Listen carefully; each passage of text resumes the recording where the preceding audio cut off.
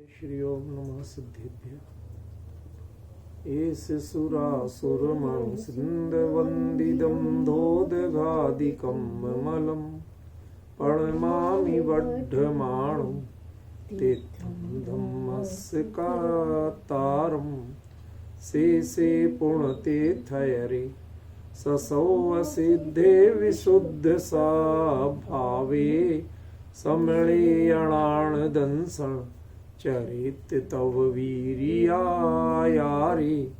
ते सौवे समगम पतेगमेव पतेगं वन्दामि अवट्टन्ते अर्हन्ते मानुषे खेते किच्चारिहन्तालं सिद्धालं तैणमो गणहराळम् अज्ञावैवगाळं साहूलं चैव सौवेसिं तेसिं विशुद्धदंसं प्राणपहाणासमं समासेज्य ओवसंपयामि सम्मं यत्तोणिवाणसंपत्ति।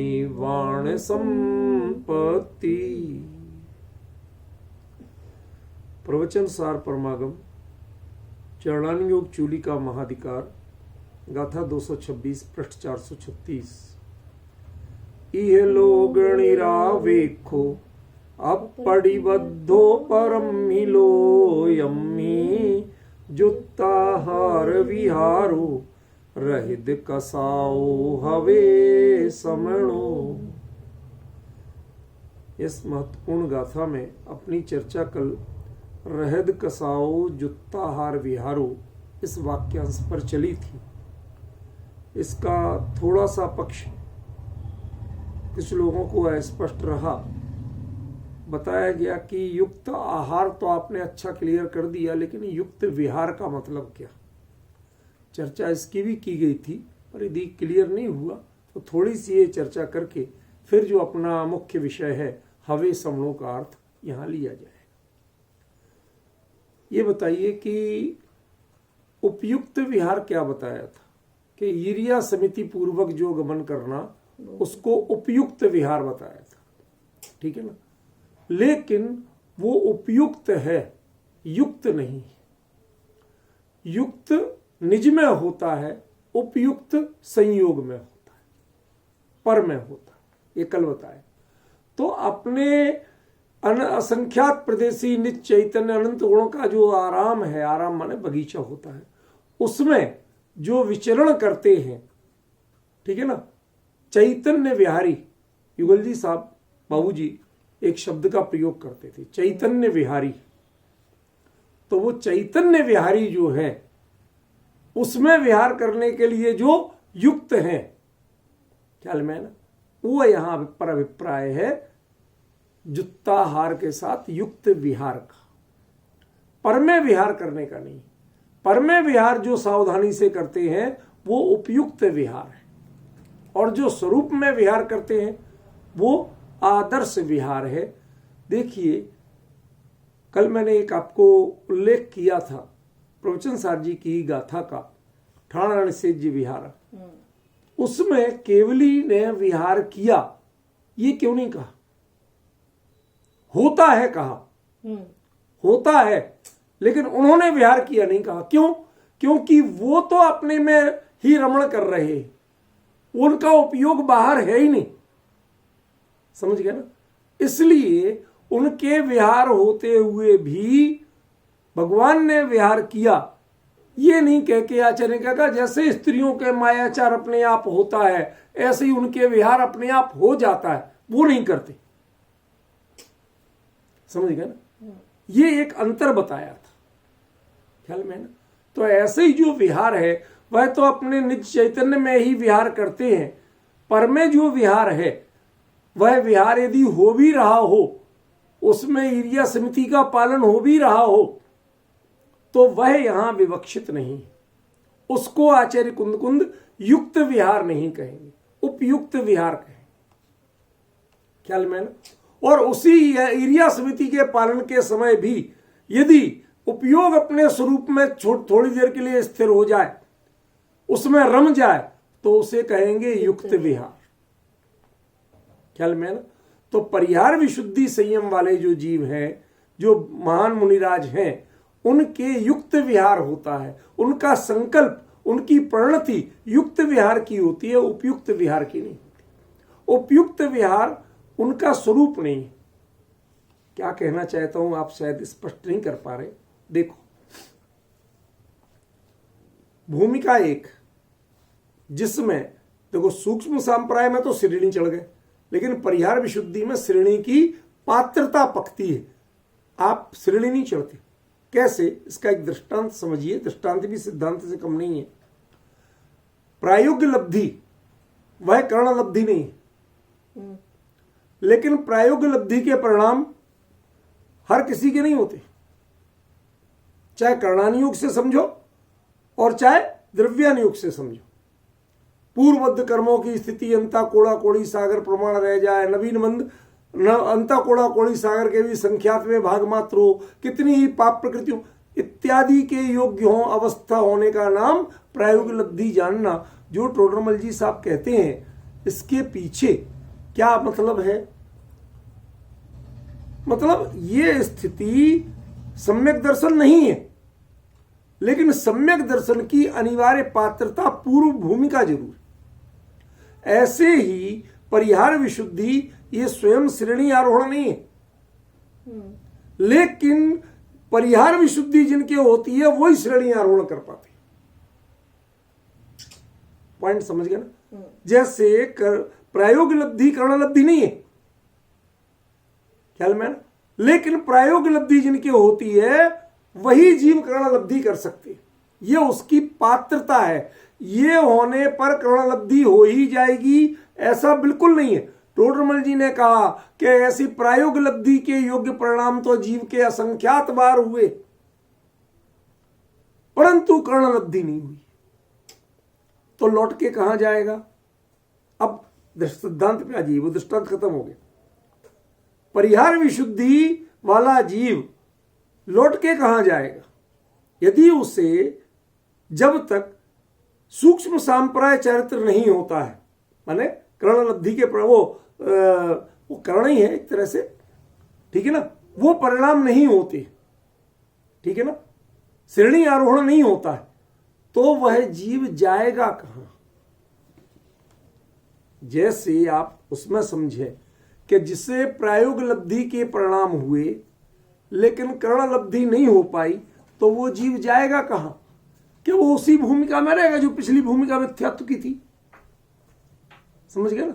उसी में रहेगा और कहां जाएगा। इसी प्रकार यहां प्रश्न है कि वह जीव जो मुनिराज वो जाएंगे कहां?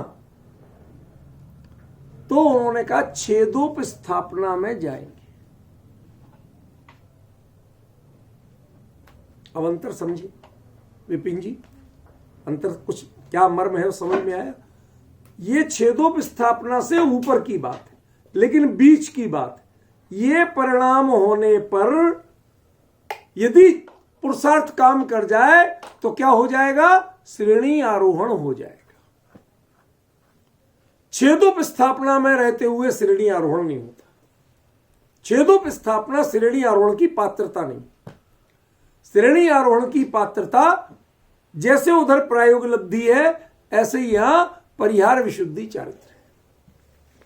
अब कुछ अंतर ख्याल में आ रहा? क्या डिफरेंस पड़ रहा? तो ये कहा कि वह युक्त, जब तक युक्त आहार वाला है, युक्त विहार वाला है, तब तक तो परिहार विशुद्धि है, और जब उपयुक्त आहार विहार वाला हो जाएगा तो वहीं पर छेदोप स्थापना हो जाए। गुणस्थान नहीं गिर रहा, भावलिंग नहीं छूट रहा। नवीन जी भाई साहब, बड़ा डिफरेंस पड़ रहा है, चर्चा गंभीर है, सावधानी से समझने योग्य है। क्या कहा? परिहार विशुद्धि चारित्र का मतलब क्या? परिहार विशुद्धि चारित्र परिणामों की वह भूमिका, वह विशिष्ट स्थिति जिसके बाद श्रेणी आरोहण हो सकता है। यदि इतनी स्थिति नहीं बनी तो श्रेणी आरोहण नहीं होगा। ख्याल में? अब ये परिहार विशुद्धि वाला जीव यदि श्रेणी आरोहण नहीं कर पाए तो कहां जाएगा? कि छेदोप स्थापना में जाएगा। पॉइंट समझ गए ना। और छेदोपस्थापना में जो होगा वो क्या होगा, वह उपयुक्त आहार विहार हो, और परिहार विशुद्धि के काल में युक्त आहार विहार हो। अब दोनों का अंतर ख्याल में आ रहा, क्या डिफरेंस पड़ रहा है? मुझे लग रहा है नवीन जी को अभी तृप्ति नहीं, छोटे जरूर दिखते हैं लेकिन चेहरा इतने में भी पढ़ लेता हूं, टीचर हूं, समझ गए ना। उन्हें अभी तृप्ति नहीं है, स्पष्ट नहीं हुआ, पूरा क्लियर नहीं है, क्लैरिटी नहीं आ रही। सुनो फिर से बात को कहता हूं भाई, ये जो परिणाम है युक्त आहार और विहार माने स्वरूप में ही अपने निजानंद का आहार और चैतन्य का ही विहार, ये परिणाम में यदि उपयोग टिक जाएगा तो क्या हो जाएगा, श्रेणी आरोहणों के केवल ज्ञान हो जाए। लेकिन ये कहीं नहीं लिखा कि परिहार विशुद्धि होते ही श्रेणी आरोहणों केवल ज्ञान सबके हो ही जाता हो। सूक्ष्म संप्राय पे तो पक्का है, लेकिन परिहार विशुद्धि पे पक्का नहीं। अब पॉइंट समझ रहे? अब वो सूक्ष्म संप्राय वाला जीव जब तक वो सूक्ष्म परिहार विशुद्धि वाला जीव जब तक सूक्ष्म संप्राय की स्थिति को प्राप्त नहीं करता है, श्रेणी आरोहण नहीं करता है, तो अनुभव की दिशा में विशुद्धि तो है, उसका परिहार विशुद्धि पना कब तक है, जब तक वो स्वरूप में ही स्थिर होने की विशेषता कर रहा है, तब तक परिहार विशुद्धि है। और यदि उससे बाहर आएगा प्रमुक्त स्थिति में तो उसको क्या कहा जाएगा, छेदोपस्थापना चारित्र कहा जाएगा, परिहार विशुद्धि नहीं होगा। अब मोटे तौर पे तो वो परिहार विशुद्धि वाला ही कहलाएगा। हमारे यहां नयगम नय अलग हैं, ऋजु सूत्र नय अलग हैं। ऋजु सूत्र नय जानते हो आप लोग? क्यों विपिन जी जानते हैं? नहीं जानते। ऋजु सूत्र नय एक बड़ा विचित्र नय है। वो कहता है दहती पलाला, पलाला माने पुआल होती ना, सूखी घास, सूखी घास। अब आपके यहां तो पेड़ ही नहीं होते, घास कहां से दिखाएं हम? जो गांव में खेत में जो अपने जैसे गेहूं की खेती की, धान की खेती की, तो बच जाती ना, उसको सूखी घास जो है, तो वो सूखी घास में आग लग गई या किसी ने लगा दी, तो सूखी घास जल रही है, तो वो कहते हैं ऋजु सूत्र नय से ये कथन गलत है। क्यों? अग्नि जलने का नाम अग्नि है, जब जल रही है तो घास नहीं है, और घास है तो जल नहीं रही। अग्नि जलती है, घास नहीं जलती, क्योंकि जलना ये अग्नि का कार्य है, ये अग्नि का रूप है, ये घास का स्वभाव नहीं है। अब आप डिफरेंस समझिए, वो ऋजु सूत्र है। अब आप कहते हैं घास जलती है, ये तो स्थूल कथन है, वो आचार्य कहते हैं, ये बरोबर कथन नहीं, जलती तो अग्नि। अब अंतर समझे ना। ऐसे ही स्थूल रूप में जिसके ऐसे परिणाम बारंबार होते हैं उनको परिहार विशुद्धि वाला कहा जाता है, लेकिन वो ऋजु सूत्र नय का कथन नहीं है। ऋजु सूत्र नय से तो जब तक ऐसी तत्परता पूर्वक स्वरूप में स्थिरता बनती है तभी तक परिहार विशुद्धि है। यदि लौट के प्रमत्त में आ गए तो वो छेदोपस्थापना हो जाएगा। ये मेरा कहने का अभिप्राय था। स्थिरता नहीं रही तो समझ में आया ना, अंतर ख्याल में आया ना, ये मैं समझाना चाहता था। तो वो जो मुनिराज हैं, वो मुनिराज जब तक युक्त आहार विहार वाले हैं तब तक तो परिहार विशुद्धि वाले हैं, और जब उपयुक्त आहार विहार वाले हो जाएंगे तो वो छेदोपस्थापक हो जाएंगे, फिर वो परिहार विशुद्धि वाले नहीं रह जाएंगे। छेदोपस्थापना से श्रेणी आरोहण नहीं हो सकता, परिहार विशुद्धि से श्रेणी आरोहण होता है। तो दो के परिणामों में लालचंद भाई बोलते थे तफावत क्या है, अंतर। तफावत means what is the difference between A and B. A क्या हुआ, छेदोपस्थापना, बी क्या हुआ, परिहार विशुद्धि, सी क्या हुआ कि सूक्ष्म संप्राय। अब ये तीन में परिणामों की जाति कैसे पहचानी जाए? तीनों भावलिंगी मुनिराज के हो रहे, द्रव्यलिंगियों का काम नहीं है। क्या द्रव्यलिंगियों के लिए नो एंट्री है? पर प्रवचन सार में जो वर्णन है चरणानुयोग का, चरणानुयोग चूलिका का, यहां द्रव्यलिंगियों के लिए नो एंट्री है, समझे? जितने चाहे उत्कृष्ट साधना करते हो, नो एंट्री है। या एंट्री सिर्फ किनकी है? भावलिंगियों की। अब भावलिंगियों की एंट्री है। उन भावलिंगियों में आप कैसे अंतर जानोगे कि ये क्या कर रहे हैं, किस भूमिका में हैं, या उन्हें स्वयं अपने परिणामों को अंतर जानना हो तो कैसे जाने? तो कुंद आचार्य देव ने यहां पर उसका परफेक्ट रेखांकन किया, पूरी तफावत बताई है, बराबर अंतर बताया है। परख सको तो परख सको। यदि तुम्हें छेदोपस्थापक है, वो भी अनुभूति करता है, लेकिन अनुभूति करते ही छेद में चला जाता है। वापस आता वो छेद की भावना ही नहीं आए जिसकी, चाहे कुछ देर के लिए सही। भावना क्या हो? मुझे उपस्थापन नहीं करना है, मुझे तो परिहार करना है। इस जो छेद की परंपरा का परिहार करके मात्र विशुद्धि को में आना है। और वो उसकी परिणामों की जाति क्या होगी? ये लोग निरावेखो अपड़िबद्धो परम मिलो यम्मी जुत्ताहार विहारो रहद कसाओ। ये जो पूरी प्रक्रिया है, ये उनके परिणामों की वास्तविक जाति। अब डिफरेंस ख्याल में आया? कुछ कुछ मैं क्या कहना चाहता हूं।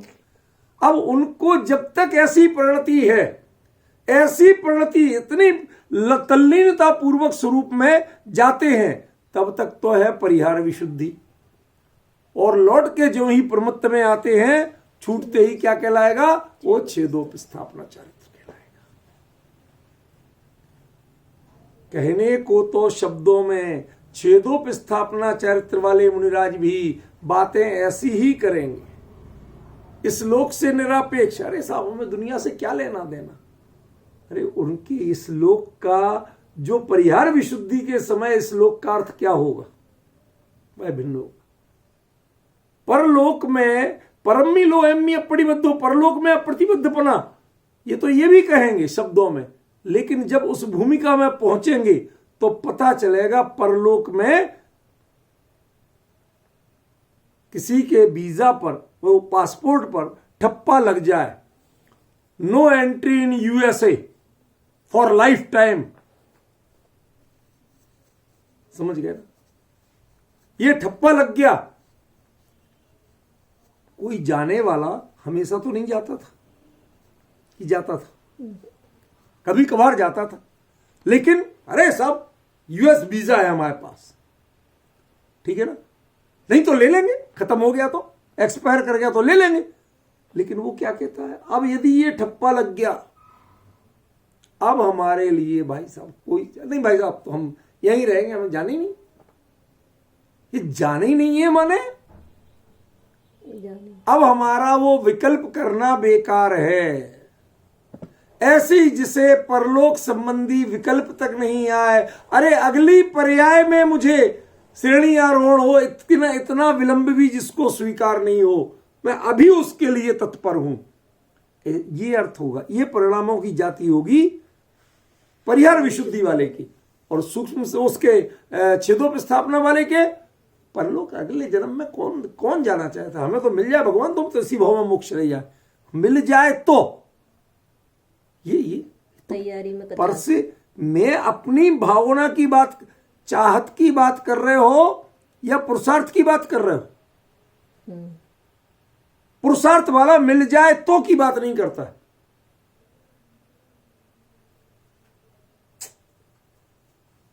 जो ये वैदिकों की गीता ग्रंथ है ना, गीता भगवत गीता बोलते हैं लोग, उसमें एक सुंदर सा प्रयोग आया है जिसकी चर्चा मैं आपको इस प्रसंग में बताना चाहता हूं। उसमें लिखा, कर्मण्येव अधिकारस्ते मां फलेषु कदाचन, कर्म पर ही तेरा अधिकार है, फल पर तेरा अधिकार नहीं है, फल तो भगवान जो देंगे सो देंगे।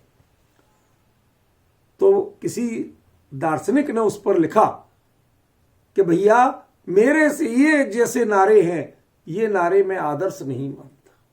मैं तो कहता हूं फल पर तेरा अधिकार है और उसे पाना तेरा कर्तव्य है। अब जो आपके काम करने में, उसके लिए अचीव करने में जो आपके पुरुषार्थ की जाति होगी, वो पहले होगी कि भाई कर्म करो तो मिले मिले, नहीं मिले नहीं मिले, मर्जी भगवान की, दे दे नहीं दे नहीं दे। आदमी कौन करना चाहेगा? कौन करना चाहेगा?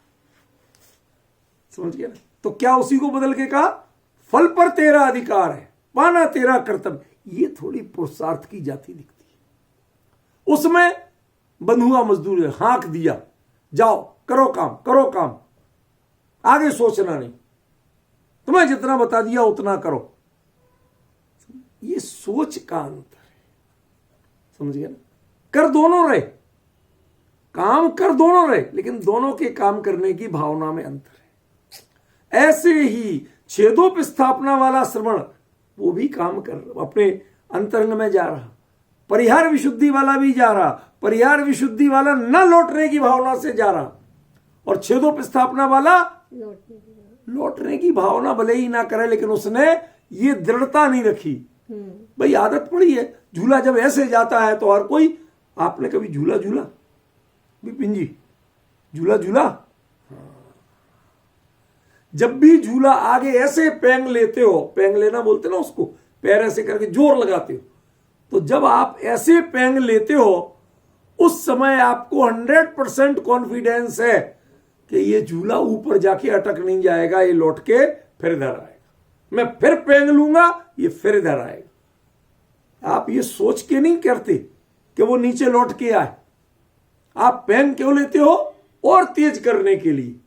कोई लौट के आने के लिए नहीं लेता, लेकिन उसे अच्छी तरह पता है कि हम जिस झूले पे सवार हैं, इसे जितना तेज करोगे ये लौट के उतनी तेजी से वापस आएगा। ये है छेदोप स्थापना, समझ गए? लेकिन सर्कस के उन खिलाड़ियों के, झूलने वालों की तरह वो जोर कब तक लगाते हैं? अगले झूला पकड़ने के लिए उतनी तेज स्पीड इतनी दो कि वो अगला झूला पकड़ सके। पॉइंट समझ गए ना? वो है परिहार विशुद्धि।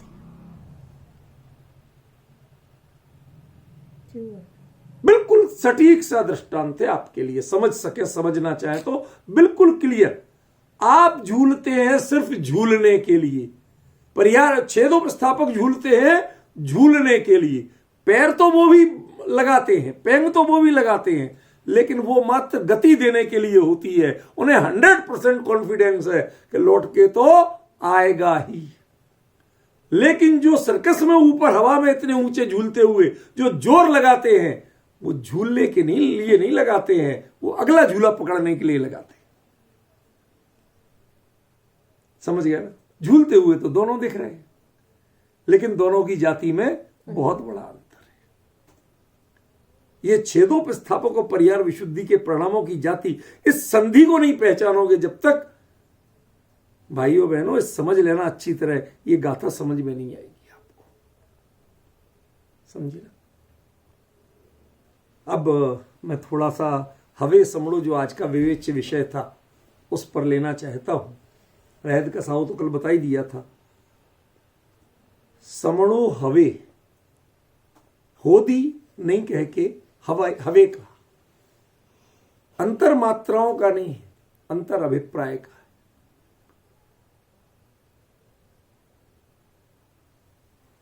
जैसे कोई व्यक्ति उत्कृष्ट भावना करता है और एक व्यक्ति दुनियादारी की बातें करता है, हमारे यहां तो ऐसा ही चलता है,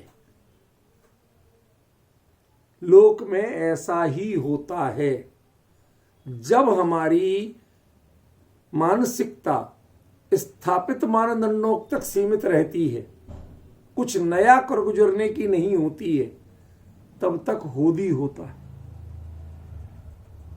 दुनिया में ऐसे ही होता है, श्रवण ऐसा होता है, समझ में? ध्यान रखना, यदि समणों का अर्थ श्रवण होगा तो वो होदी होगा। क्या श्रवण का स्वरूप ऐसा होता है, लेकिन पंचम काल के कुंद आचार्य के लिए समण वह हवे है, होदी नहीं। पॉइंट समझ रहे? क्या संकेत कर रहा हूं मैं? नवीन जी भाई साहब, नहीं आया, फिर से बोलूंगा, 10 बार बोलूंगा, लेकिन आगे नहीं बढ़ूंगा, आपको समझना पड़ेगा। मैं शब्द नहीं बदलूंगा, मैं शब्द वही रखूंगा, आपको उपयोग केंद्रित करना है। क्या कहा मैंने? पंचम काल के मुनिराज के लिए यदि श्रमण का अर्थ श्रवण है तो वो होदी कह सकते हैं कि ऐसा श्रवण का स्वरूप होता है, क्योंकि पंचम काल में मात्र श्रवण हो सकते हैं, समण नहीं हो सकते। समण होते हैं केवली होने के पुरुषार्थ करने वाले जीव, और श्रवण होते हैं छेदोपस्थापना संयम तक आने जाने वाले जीव। फिर पुरुषार्थ करेंगे, वहां तक जाएंगे, फिर लौट के आएंगे, फिर अप्रमत्त, फिर प्रमत्त, बार बार बढ़ने का श्रम करते हैं, इसलिए उनका नाम है श्रमण। रोज मेहनत करते हैं, रोज कमाते हैं, रोज खाते हैं, रोज कमाते हैं, रोज खाते हैं, श्रमण, समझे ना। लेकिन जो एक बार संभाव में स्थित हुए और पार, होता ही नहीं आगे कुछ, वो है समण। कुंद कुंद कहते हैं समणो हवे, श्रमण हो तो समण हो तो ऐसा हो। ये समण होने का मार्ग है। यदि तुम ऐसे बनोगे तो तुम समण बन सकते हो, और यदि ऐसे नहीं बनोगे तो तुम श्रमण होगे। तुम्हारा स्वरूप श्रमण का रह जाएगा, समण का नहीं बन पाएगा। कुंद कुंद कहते हम नहीं बन पाए, ये सत्य है, लेकिन अपने लिए तो भावना कर सकते हैं कि तुम्हें तो समण होना चाहिए, श्रवण नहीं होना चाहिए। तुम्हें लौट लौट के आना नहीं चाहिए। तुम्हें एक बार स्वरूप में जाओ तो जम के रह जाओ, लौट के आने नहीं, तय कर लो, श्रवण बन जाओगे। जब तक लौट के आते रहोगे तब तक श्रवण रहोगे। होना तो ऐसा ही चाहिए, होता है वो एक अलग बात है। होता है, ये पंचम काल की स्थिति है। जो मैं होना चाहता हूं ये मेरे परिणामों की स्थिति है। जो होना चाहता हूं वो हवे है, चाहिए अर्थ में हवे आता है, और होता है सिर्फ जानकारी देने के लिए होदी आता है। यही होदी होता तो ये श्रवण होता, ये समण नहीं होता। फिर वर्तमान स्थिति सुनो, थोड़ा मेरे अपने फिलो को तोड़ो मत, चलने दो, मैं कुछ और कहना चाहता हूं। अपने आप को कुंद कुंदाचार्य देव जो देख के आए थे, जो भाप के आए थे, जो अंदर में पूरा क्लियर करके आए थे, यहां से जाते समय क्या था दिमाग में? श्रेणी कैसे होती, परिहार विशुद्धि संयम कैसे हो जाता है। आखिरकार अप्रमत्त गुण स्थान तो हो गया, इससे आगे और क्या किया जाएगा? भाई स्वरूप में लीनता, आत्मानुभूति, इसके अलावा और कौन सा मंत्र है? क्लियर नहीं होता था, समझे। वहां देख के आए, पूरा क्लियर हो गया। पूरा क्लियर होने के बाद अब बात कर रहे हैं अपने आप से। What do you want? क्या चाहते हो? ये होता रहे या होना चाहिए? जो होता है ये तो होता रहेगा। इसकी भावना, यदि यही भावना रखनी थी तो विदेश क्षेत्र जाने की जरूरत क्या थी? यथाख्यात तक उस चारित्र को देखने की जरूरत क्या थी? क्यों जिज्ञासा थी कि चारित्र के परिणामों की, जब मैं वर्धमान चारित्र का धनी हूं, फिर वर्धमान चारित्र से भी वर्धमान चारित्र क्या होता है? क्या वर्धमान से भी वर्धमान कौन सा चारित्र हो सकता है? 3 चारित्र बाकी होते हैं, परिहार विशुद्धि, सूक्ष्म संप्राय और यथाख्यात। इनके परिणामों की जाति में बारीक अंतर क्या चलता है? लालचंद भाई की भाषा में इनमें क्या तफावत है?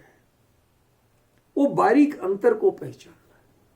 अभी आपके परिणाम जो यहां पर चल रही है चर्चा, वो मात्र परिहार विशुद्धि की है। आगे धीरे धीरे चर्चा आएगी सूक्ष्म संप्राय की, लास्ट में आएगी यथाख्यात की। आपको ऐसी बारीक अंतर पहचानना होंगे कि क्या चेंज हुआ। आचार्य तो उसको प्रैक्टिकल बताएंगे, जो देख के आए, समझ के आए। समझ में आया? वो बताएंगे, लेकिन क्या हम समझ पाएंगे? नहीं आया समझ। सुन, समझाता हूं। पैर उठा के रखो जमीन पे, कदम चलते ना, आप पैर उठा के रखने का कितना प्रयास करते हैं? उठाने में जैसा जोर लगाते हैं, रखने में कितना जोर लगाते हैं? कुछ नहीं लगाते, वो तो रखा जाता ही। आप ढीला छोड़ दो, अपने आप रखा जाएगा। कभी ऐसा करो कि दोनों पैर उठा लेना, रखना नहीं। क्या आप मेंटली प्रिपेयर हैं कि ऐसा कुछ हो सकता है? नहीं। और एक बार अंतरिक्ष में होके आइए, जहां ग्रेविटी नहीं है, ग्रेविटी से बाहर होके आइए। उसके बाद आप जानेंगे कि जब कहीं पैर रखने में जोर लगाना पड़ता है, अधर रहने में जोर नहीं लगाना पड़ता। इस चीज को अनुभव। लेकिन ये अनुभव, ये बात दिमाग में आएगी किसके? जो जिसका सारा जीवन ग्रेविटी में बीता है, उस गुरुत्वाकर्षण से रहित अवस्था, उसमें क्या होता है और कैसे हो जाता है, ये समझ में यहां कैसे आए? नहीं आ रहा था जब तो गए वहां तक। क्या वहां गए और वो चीज देख के आए कि इस गुरुत्वाकर्षण से दूर स्थिति क्या होती है। हम तो लौट लौट के वापस प्रमत्त में चले जाते, ये गुरुत्वाकर्षण ही तो है। ये भारहीनता से, हम भार से मुक्त क्यों नहीं हो पाते? भार मुझे खींचता क्यों है? क्यों हो जाता प्रमत्त से लौट के प्रमत्त? आप डिफरेंस समझने की कोशिश कीजिए। कहते कि आजकल एक सिमुलेटर्स होते हैं, डू यू नो? सिमुलेटर्स, वो ऐसे कक्ष या ऐसा कोई कैप्सूल जैसा होता है जिसमें ग्रेविटी काम नहीं करती। तो जो अंतरिक्ष यात्री बनना चाहते हैं उनको उसमें कुछ महीनों तक रख के प्रैक्टिस की कराई जाती है। क्यों? क्योंकि तुमने एक बार छोड़ दिया तो फिर पकड़ोगे कैसे? अभी तुम्हारे पास एक आधार तो है कि अपने शरीर को निर्भर छोड़ दो, अपने आप जमीन पे आ जाओ। वहां निर्भर छोड़ दो, अनंत अंतरिक्ष से कहां चले जाओगे पता ही नहीं चलेगा। समझ में आया? तो आप अपने आप को मैनेज कैसे करो? सीधे अंतरिक्ष में जाके मैनेज नहीं कर सकती, यहीं प्रैक्टिस करो। क्या? तो ये कुंद कुंद ने आपको वो भारहीनता का कैप्सूल समझाया है। कैसे तुम अपने आप को उन परिणामों में, आश्चर्य करिए कि कुंद कुंद ने जो इस पंचम काल में हो नहीं सकता वो इस प्रवचन सार में लिख के दे दिया। विपिन जी भाई साहब, जो इस पंचम काल में हो नहीं सकता, इसलिए कोई और आचार्य नहीं लिख पाए, वो बात अकेले कुंद कुंद ने लिख के दे दी। क्यों? कि ये प्रमाण है कि वो उस चीज को अपनी आंखों, अपने ज्ञान चक्षु तक से देख के आए थे। समझे कि नहीं? और ऐसे के साथ कहते हो तो ऐसा हो, नहीं हो तो नहीं हो तो चलेगा। मिले तो ऐसा मिले, श्रमणत्व तो मिले तो ऐसा मिले। ये श्रमणत्व तो होने में क्या रखा है? श्रमण होने में क्या रखा है? नतीजा क्या होगा? कितने दिन टिका के रखोगे अपने इस वैरागी को? कितने दिन इस महाव्रत को टिका के रखोगे? आयु पूरी होते होते ही अविरत में पहुंच जाओगे।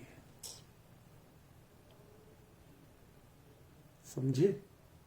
इसलिए हो तो श्रमणत्व तो हो, अब श्रमणत्व तो नहीं चाहिए। बहुत कर लिया श्रमणत्व, अब हो तो श्रमणत्व तो हो। हवे अब हो तो श्रमणत्व तो हो, अब मुझे श्रमणत्व तो नहीं चाहिए। श्रमणत्व तो लगभग 85 साल कर लिया। समझ रहे क्या बोल रहा हूं विपिन जी? अंतर समझ में आ रहा है? 11 साल की उम्र में दीक्षा ली थी कुंद आचार्य देव ने, और लगभग 95 साल की उम्र में वहां गए, देख के आए सब कुछ, और उसके बाद आके प्रवचनसार लिख रहे थे। अब इस गाथा तक पहुंचे होंगे, किन परिणतियों के साथ पहुंचे होंगे, उन सबको एक बार अपने दिमाग में बिठाओ और कुंद के साथ चलने की कोशिश करो। हमारी कमी क्या है? हम अपनी परिस्थितियों में अंतरिक्ष का अनुभव करना चाहते हैं। कहते आप मानसिक रूप से अंतरिक्ष वालों के साथ जाओ, उनको देखो वो कैसे करते हैं, वो पूरी चीजें दिमाग पूरा वहां कर दो, इतना कर दो कि आपको भी कई बार ऐसा लगे कि अपने पैर उठे तो दोनों एक साथ उठ जाएं। कभी ये करने का भाव आए, कूद के नहीं करना पड़े, उठाओ और उठ जाएं तो लौट के नीचे नहीं आए। अब देखिए श्रेणी और क्या है, उठाओ उठ जाएं, लौट के प्रमुक्त में नहीं आए। कितना सटीक रूप, कितना क्लियर रूप, समझ रहे कि नहीं? ये इसके लिए कहते हैं हो हवे समड़ो, हो तो समर्पणा हो। भगवान अब समर्पणा नहीं चाहिए। समर्पणा तो 85 साल कर लिया, अब तो भावना समर्पणे की है, श्रमणपणे की नहीं। ये लौट लौट के आना बहुत कर लिया। अब यदि कुंद को एक बार पूछा जाए क्या चाहते हो कुंद, एक बार बताओ। क्षमा करना एक वचन में बोल रहा हूं, उसको वो किस भावना से बोल रहा हूं वो समझना नहीं तो आप अनर्थ करेंगे साहब, आपको क्या समझ रहे, ऐसा कुछ नहीं। क्या एक बार पूछा जाए क्या चाहिए बताओ, तो क्या कहेंगे? हवे समड़ो। आज गुरुदेव यदि हो तो समर्पणा हो, अब दोबारा श्रमणपना नहीं लेना पड़े, क्योंकि श्रमणपना में महाव्रत अंगीकार करते हैं और अंत तो गत्वा अविरत में पहुंचना पड़ता है। सर्वार सिद्धि जैसी अवस्था भी मिल जाए तो भी अविरत में रहते हैं। महाव्रत की चर्चा कर सकते हो, चर्या नहीं कर सकते।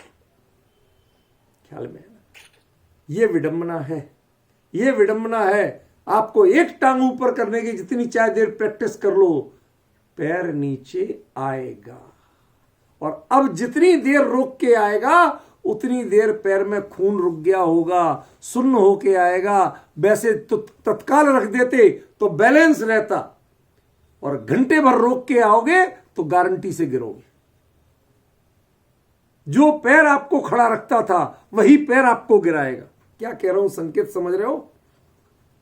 जो महाव्रत आपको खड़े रखते थे और उसमें ज्यादा देर अटक गए तो वही आपको अविरत की भूमिका में पतन के कारण बन जाएंगे। ये चीजें आम लोगों में चर्चा की नहीं आएगा समझ में। कहां बोल रहे, वेवलेंथ क्या है, नहीं आएगा समझ में। इसलिए मैंने कहा था कि आज की चर्चा सिर्फ हवे समड़ों पर केंद्रित रहेगी। पहले आप खुद सोचो जरा, कुंद क्या थे?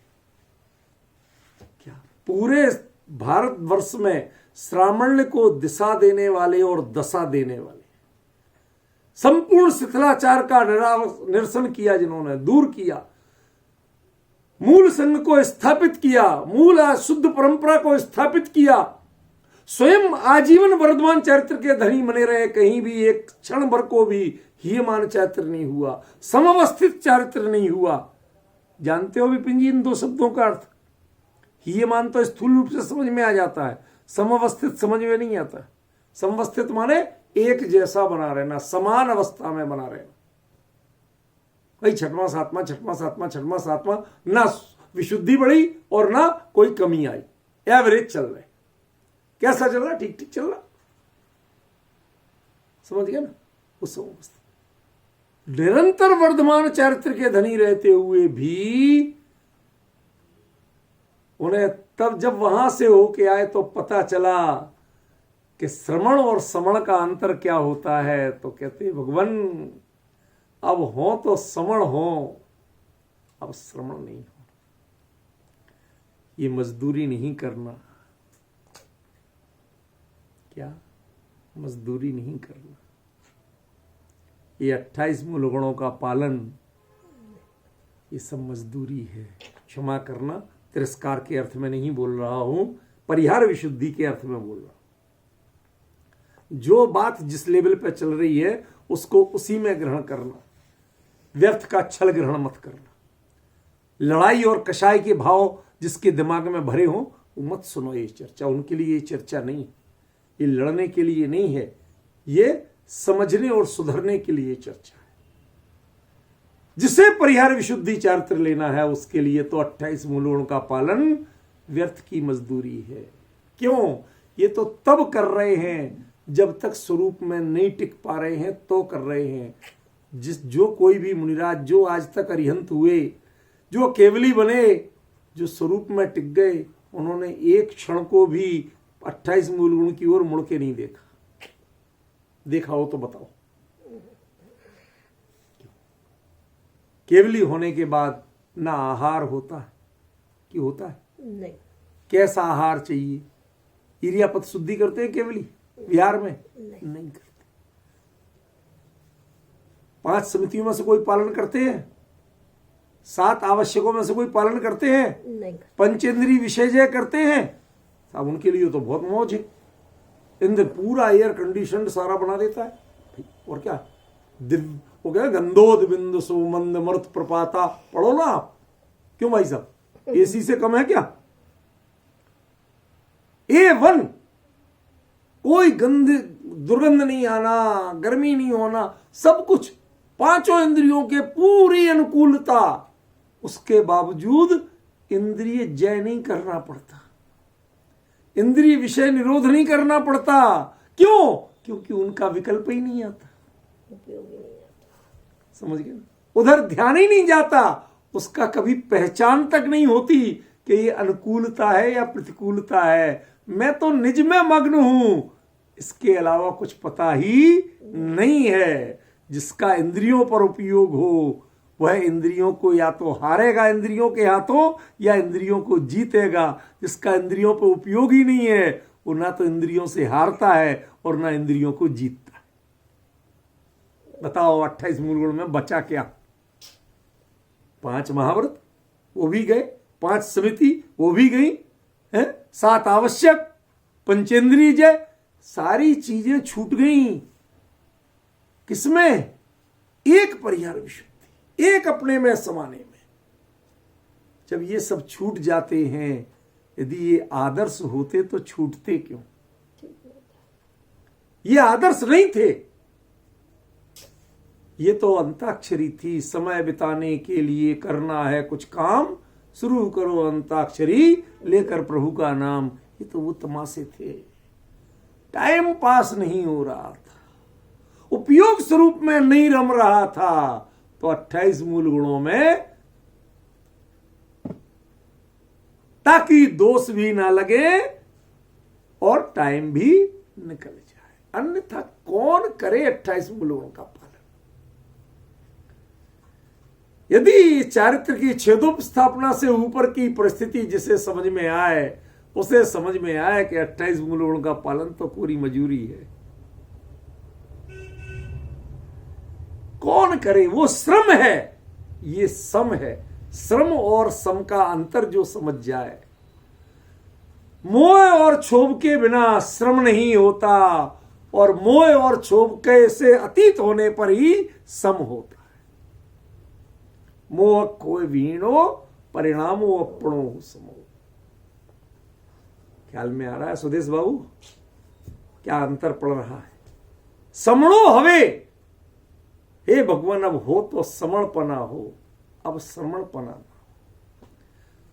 यदि पुनः दीक्षा लेनी पड़े, चलो कोई बात नहीं, अब लेनी पड़ेगी तो लेनी पड़ेगी, लेकिन वो दीक्षा समणत्व के लिए होगी, समणत्व के लिए नहीं होगी। ये बार बार जाना और लौट के आना, ये झूला झूलने के लिए नहीं होगी। अब की बार जो होगी तो ऐसी होगी कि स्वरूप में लीन हुए और चढ़ते गए यथाख्यात तक पहुंच गए और सिद्ध हो गए, वहां की होगी। अब यहां लौट के आने वाली यात्रा नहीं होगी। ख्याल में है ना? ये है हवे का मर्म। होदी हो जाता तो एक जनरल बात हो जाती, जानकारी दे रहे हैं आपको। ये जानकारी नहीं है, ये कुंद कुंद की अंतरंग भावना है। ऐसा श्रावण, ऐसा श्रमणत्व, ऐसा स्वरूप ये मेरे लिए होना चाहिए, तो ये होना चाहिए, वरना दुनिया में लोग कहते हैं क्यों मिले तो ये मिले, नहीं मिले तो कोई बात नहीं चाहिए, हम ऐसे ही रह लेंगे। संसार के रागियों की ये स्थिति होती है। बच्चा जिद करता है लेना तो वो ही लूंगा, नहीं तो मैं नहीं चाहिए, खाना ही नहीं खा, सब कुछ छोड़ने को तैयार। समझिए, ऐसी कुंद कुंद की भी एक तरह से ये बालहट है। हो तो अब समणत्व हो, अब मुझे श्रमणत्व नहीं है। मतलब एक बार आप जब तक, यदि आप विदेश क्षेत्र सीमंदर स्वामी के समोशरण, चौथा काल, इन दिव्य ध्वनि, इन सबको नहीं जोड़ेंगे तो भाई साहब प्रवचन सार का अर्थ नहीं कर सकते। जितने चाहे बड़े विद्वान बन जाओ, आप आगम पढ़ पढ़ के कुछ भी व्याख्याएं कर लेना, प्रवचन सार की व्याख्या नहीं हो सकती। प्रवचन सार की व्याख्या जब तक आप भी विदेश क्षेत्र में जाके समोशरण में नहीं बैठोगे, उन चीजों को फील नहीं करोगे, आप इसका अर्थ ही नहीं कर सकते। ये बात कोई पहली बार नहीं कर रहा हूं। 225 गाथाओं में 8 साल से यही बात चल रही है। 8 साल से हर गाथा में, हर पंक्ति में, हर शब्द में यही बात आती है। इसके बिना वो अर्थ ही नहीं निकलता, वो गहराई नहीं आती। वो कुंद कुंद जो शब्दों का विशेष प्रयोग करते, वो विशेषपना नहीं आता। वो शब्द सामान्य हो जाते यदि आप आगम पद्धति का अर्थ करोगे तो। आनंद लीजिए जरा इसका। क्या कहते हैं आचार्य?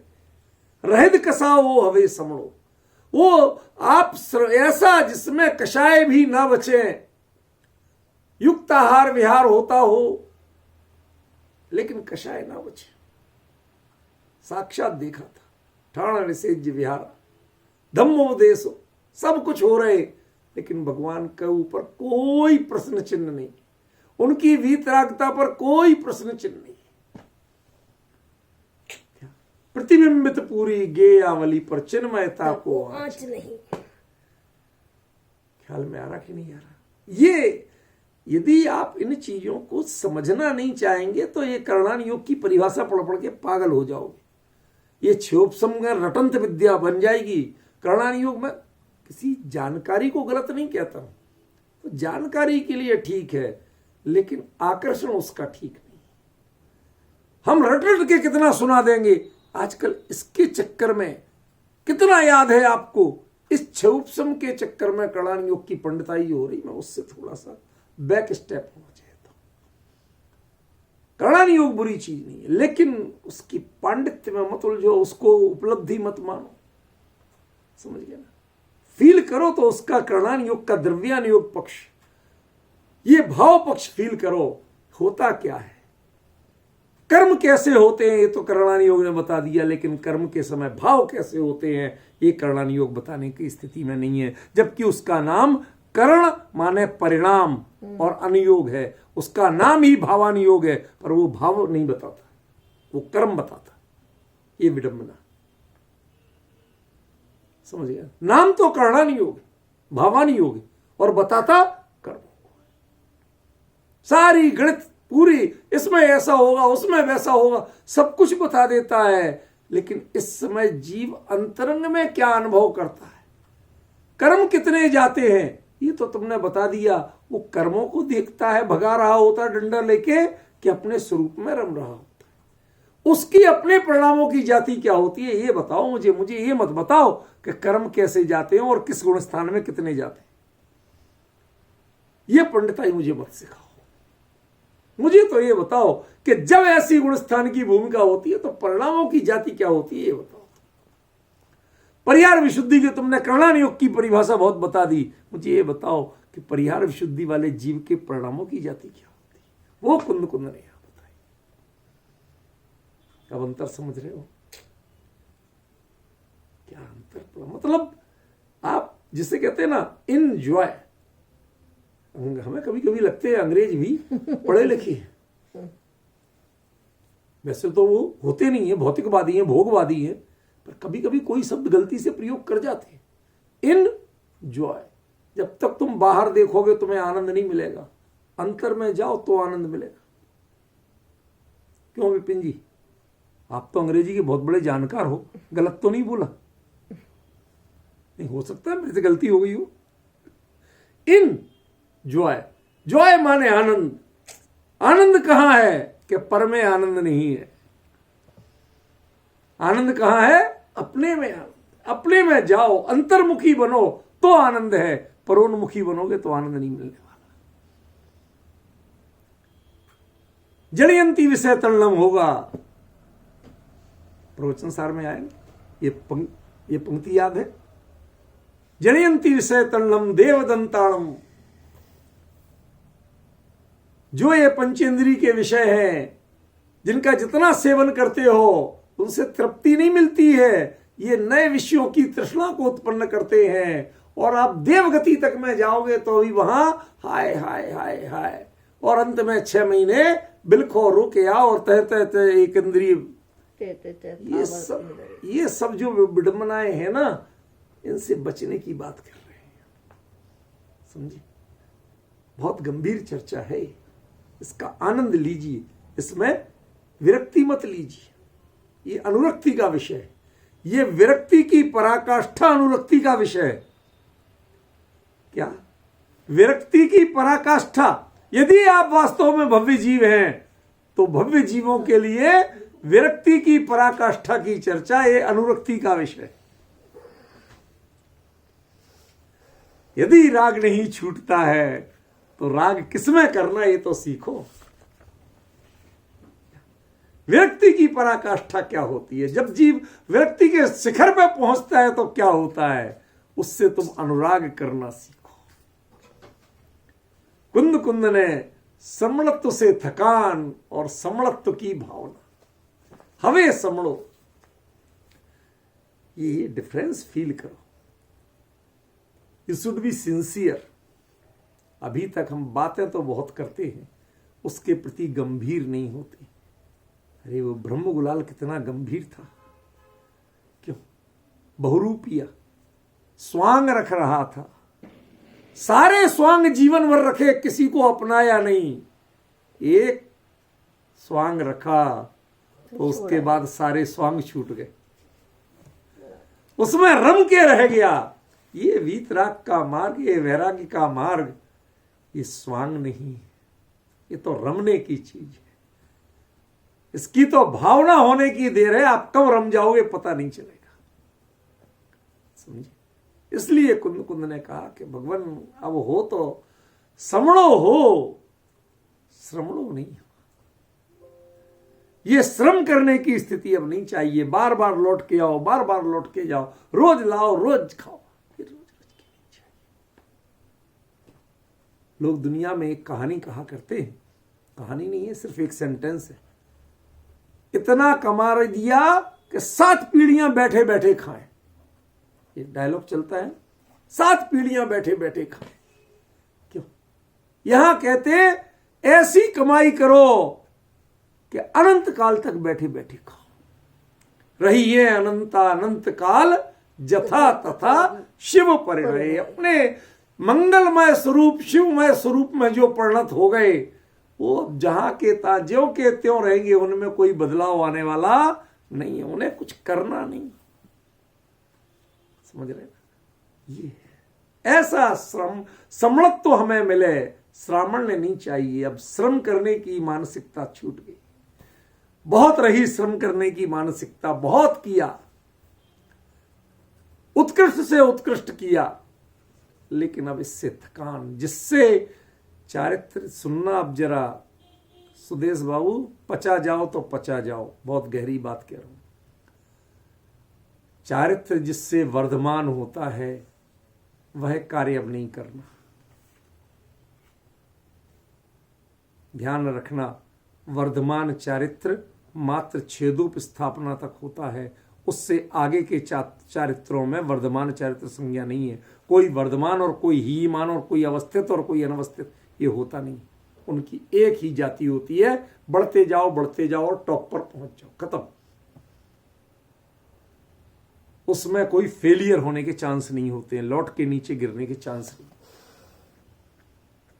अंतर समझिए। इसलिए ये श्रमणत्व की बात अब थकान का विषय बन गया। रोज रोज जाते हैं, रोज लौट के आते हैं, रोज जाते हैं, रोज लौट के आते हैं। ऐसा कुछ हो कि अब लौट के नहीं आना पड़ेगा। समझ गए ना? उसका नाम समणत्व है, वो समभाव है, मोह नहीं, क्षोभ नहीं। मोह और क्षोभ से रहित जो आत्मा का परिणाम है वो सम है, और समभाव में जो रत है वो समण है। ये चर्चा समणों की है, श्रमणों की नहीं है। खेद होता है जब नीचे समण को श्रमण बना दिया गया, तो खेद होता है। दोनों शब्द चलते हैं। जब तक छेदोप स्थापना है तब तक श्रमण है, और छेदोप स्थापना से ऊपर चलते ही समण होता है, फिर श्रमण नहीं होता। ख्याल में आया क्या? एक छोटा सा दृष्टांत देके बात पूरी करूंगा। जो बच्चा घर का सारा काम करता था, जो बच्चा घर का सारा काम करता था, शादी के समय तेल चढ़ जाए, हल्दी चढ़ जाए, अब उससे कोई काम नहीं कराया जा सकता, ना वो करता, घर से बाहर नहीं जा सकता। करते कि नहीं करते? क्यों? अब तेरी भूमिका भिन्न है बेटा। चाहे 4 दिन के लिए सही, 2 दिन के लिए सही, लेकिन अब तेरा तेल चढ़ गया ना, जब तक वधू लेके नहीं आ जाएगा तब तक तुझे और किसी प्रसंग से बाहर नहीं जाना। जब तक मोक्ष लक्ष्मी नहीं मिल जाएगी तब तक किसी अन्य कार्य से आहार लेने के लिए भी नहीं जाना, विहार करने के लिए भी नहीं जाना, क्योंकि वो सब उपयुक्त हैं। तुम्हारी परिणति युक्त आहार विहार की है, उपयुक्त की नहीं। ये बड़ा भारी डिफरेंस है, समझ में आया? इसका आनंद जो लेना जान गए, जिनका मन इसमें रमने लगा, वो कहीं रमेगा नहीं, और जिसका मन अन्य में रमा उसको यहां मजा आएगा नहीं। जिन्हें चुटकुलेबाजी चाहिए, जनरल नॉलेज चाहिए, फर्रे भरना। सुदेश बाबू हमारे कई बार पहले बहुत जान खाते थे, अब नहीं खाते। समझ गए? कोई भी 10 लक्ष आए, वो आज का प्रसन्न चौधरी बड़ा, इसका क्या होता भाई साहब? उसका मैंने इनको बिल्कुल बात करना बंद कर दिया, स्विच ऑफ। फिर ये समझिए कि भाई साहब का मन काय में रमता। समझ में? क्या निकाल निकाल के बताओ, तुम्हें ढूंढ ढूंढ के बताओ, तुम अपना भरोगे, हमें क्या? मुझेरा उपयोग जहां रमता है उसमें तुम्हें जुड़ना हो तो आ जाओ, स्वागत है। तुम्हारी तृप्ति के लिए मैं नहीं जा सकता, तुम्हारी अपेक्षाओं की पूर्ति के लिए मैं नहीं हूं। मेरी तृप्ति जहां है उसके में तुम्हें जुड़ना है तो स्वागत है। डिफरेंस समझिए। ये आचार्य कुंद कह रहे हैं, मैं कोई अपनी बातें नहीं कर रहा हूं, ये तो दृष्टांत है। ख्याल में? इसमें जिसको जोड़ना है उसके लिए स्वागत है, और जिसको लौट लौट के इधर आने जाने का शौक हो, वो हमारे काम का नहीं है, मैं उसके काम का नहीं हूं। समझिए? ये चर्चा अभी सांकेतिक रूप में पूर्ण हो रही है, क्योंकि अगली गाथा से फिर एक बार यहां आएंगे, फिर जुड़ना पड़ेगा, क्योंकि वो अगली गाथा का अर्थ पूरा नहीं होगा इसके बिना। तो उसकी चर्चा हम कल शाम से करेंगे। तब तक के लिए अभी समय हो गया, मैं विश्राम।